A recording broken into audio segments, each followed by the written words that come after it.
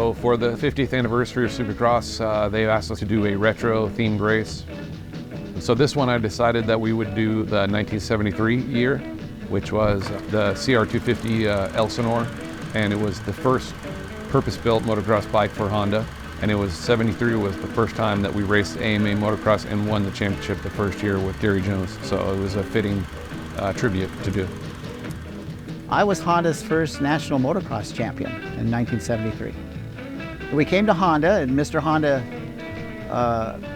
took me up to, we went to Las Vegas, and he had a briefcase full of money and he wanted to hire me, which he did.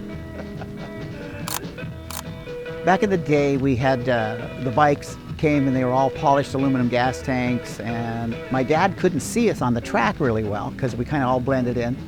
And so he painted the top of the gas tank orange, and you can recognize us anywhere. That's what you can see these bikes out there on the track right now with that orange flare. And of course their clothes is bright, shiny too, that matches the bikes, and so it came out really good. For this weekend, working with Alpinestars about the look of what we were going to do, it was kind of a mixture of modern and old, you know, and trying to incorporate the original Honda wing with the feather and the gold, you know. That's where the first Honda big jerseys came from. My mom made them herself. She made them and sewed our numbers on them. Because back then, there wasn't companies that did all that stuff. You had to do it yourself.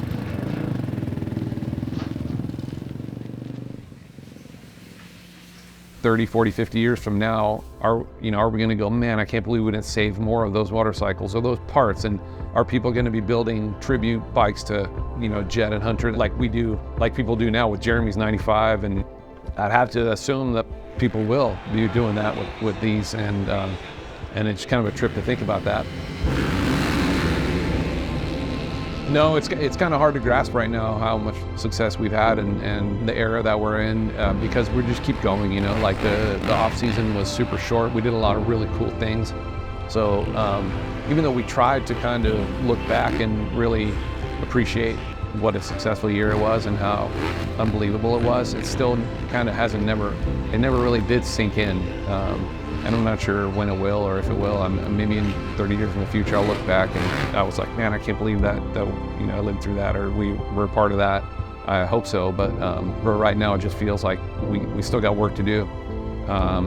We got to try to stay on this wave, and that's the goal, is to not really get wrapped up in what we've done, but just try to keep it going.